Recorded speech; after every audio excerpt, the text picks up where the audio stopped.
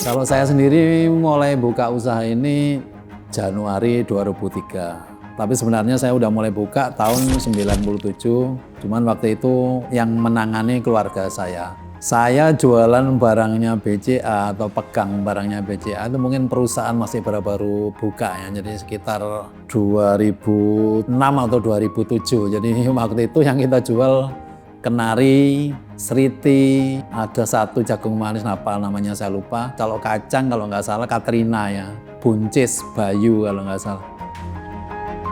Saya biasanya memasarkan barang-barang saya ya utamanya di Nusa Tenggara Barat. Barang BCA sendiri yang saat ini lebih banyak kita jual mungkin di semangka yang biji. Merek dagangnya mungkin yang Praya ya, Praya sama Maduri sama Big Maduri. Untuk yang non biji ada, cuman kalau di NTB itu belum terlalu besar. Juga melon mungkin ada Alicia.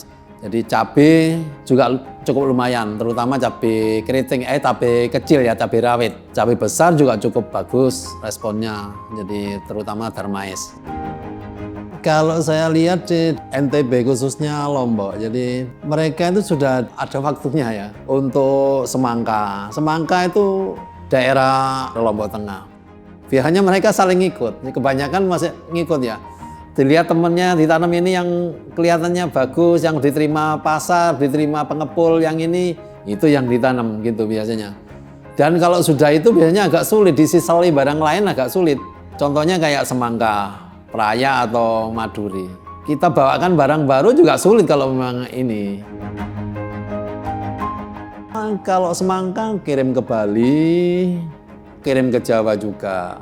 Sebetulnya dulu tahun 90-an itu kita di sini semua sayur itu kebanyakan kalau tidak dari Bali, dari Jawa, Malang terutama ya. Tapi beberapa tahun terakhir malah kita yang kirim, termasuk cabai kirim ke Batam, semangka, melon biasanya kalau tidak kirim ke Jawa, kirim Bali. Tapi sebetulnya dulu sempat luar biasa kita kirim cabai itu ke Batam. Belakangan karena ongkos kirimnya yang terlalu mahal jadi nggak masuk gitu.